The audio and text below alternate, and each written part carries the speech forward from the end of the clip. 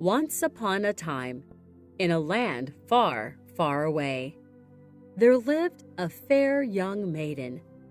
She had golden hair, fair skin, and the grace of a swan. Every morning in the spring, a white bird would land at her window. There it would sing a sweet song to gently wake her. Spring turned to summer, which in turn brought falling leaves and the chill of autumn air. As winter drew near, the young maiden's mother grew ill with fever. With each passing day, she became weaker, until one frosty morning, she took her final breath. Soon after, the girl's father remarried. His new wife had 2 daughters who were fair of face, but dark of heart. Yet the father was often away and didn't notice their cruelty. When the girl met her new stepsisters, the sisters said, "You cannot sit at the table with us, stupid goose. If you want to eat bread, you will have to earn it." With that, they took away her lovely clothes. Instead, they made her wear an old gray dress and wooden shoes, and banished her to the kitchen. From that day on, life was hard. The girl woke before dawn to bring water, make the fire, cook, clean, and wash. Her stepsisters did everything they could to make her miserable. By evening, she was tired, and she curled up to sleep in the ashes by the hearth. Her stepsisters called her Cinderella because she was always so dusty and dirty. One day, their father was going to the fair.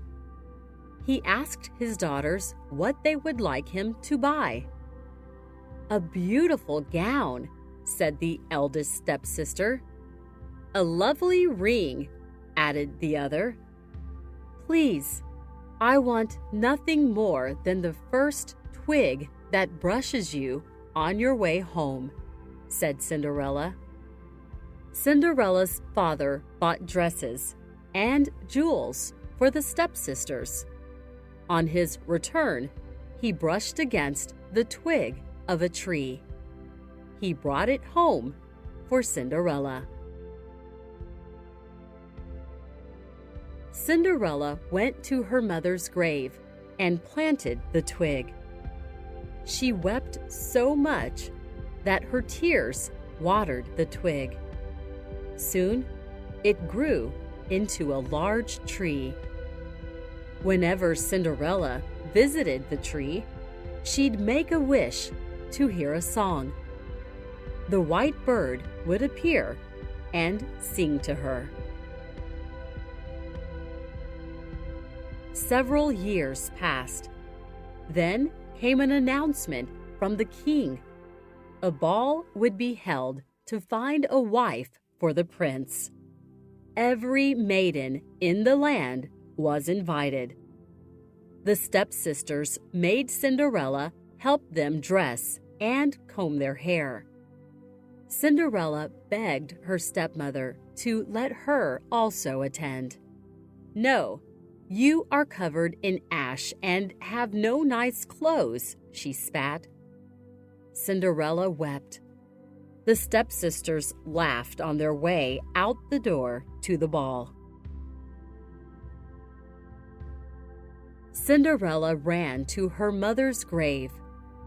She sat down under the tree and cried out, "Shake and quiver, little tree, throw gold and silver down to me." The white bird appeared, throwing down a silver dress and golden slippers. Then the bird warned, Gold and silver, time will pass. By midnight, riches turn to ash. Cinderella dressed and ran to the ball. She was so clean and beautiful that even her stepsisters did not recognize her. At the ball, the prince danced with every maiden. When Cinderella appeared, he was taken with her beauty.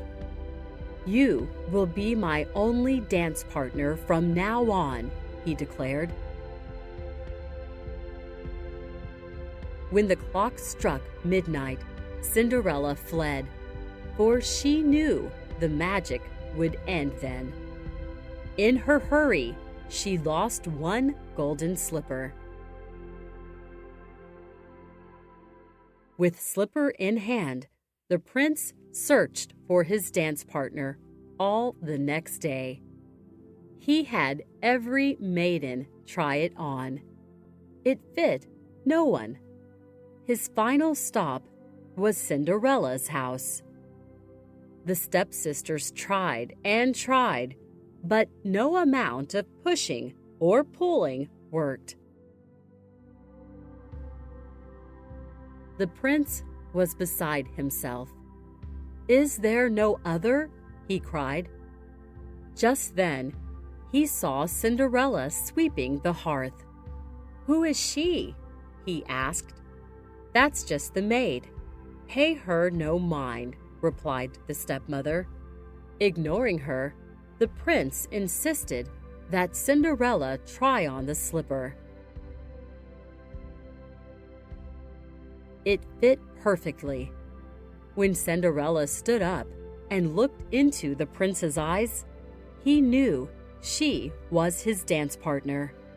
"You are the one I seek," he declared. The prince and Cinderella married and lived happily ever after. And the stepsisters? They lived unhappily ever after, just as they deserved.